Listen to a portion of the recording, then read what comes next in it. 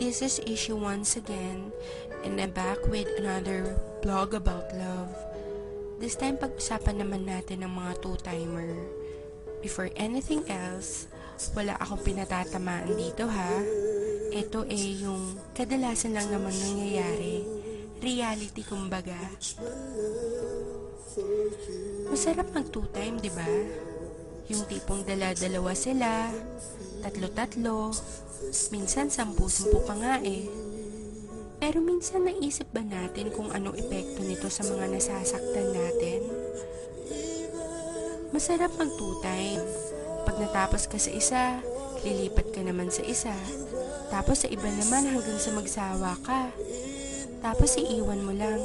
Kasi may nakita kang mas gwapo o mas maganda sa kanya. Minsan pag nag-away kayo ng number 1 mo, damay-damay pati yung second, third, and so forth.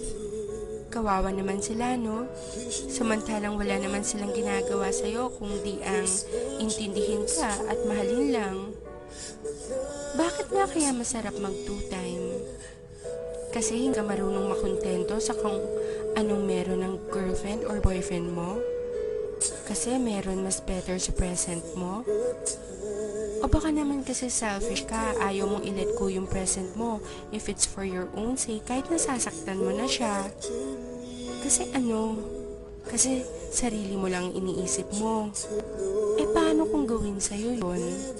Sa tingin mo makakaya mo? Sa tingin mo okay lang sa'yo? Di ba masakit din? Tsaka, saka mo malalaman na mahal mo pala talaga siya pag may mahal na siyang iba. Pag hindi na ikaw ang mahal niya. Guys, masarap magmahal at mahalin. Sana lang, marunong tayong makontento sa ibinigay sa atin. Tayo-tayo na nga lang ang nagkakaintindihan. Tapos tayo-tayo pa ang nagtataluhan. Guys, wake up.